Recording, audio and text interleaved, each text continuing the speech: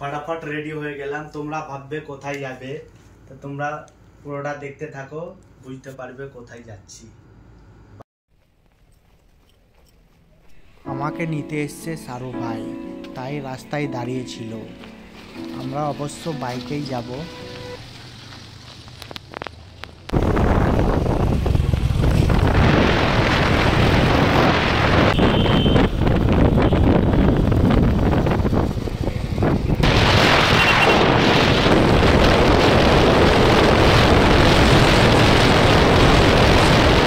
Finally Rampurhat ঢুকে গেছি।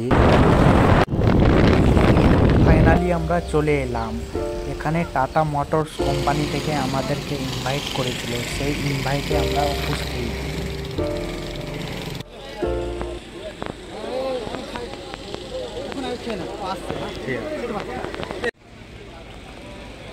অনেক ঘোরাঘুরি হলো, এবার আমাদের পেট ভোজনের পালা।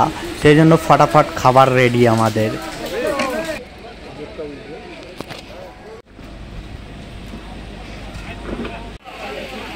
এখানে এবার গিফট নেবার জন্য ভিড়ভাট্টা, সেই জন্য লাইনে দাঁড়িয়েছিলাম।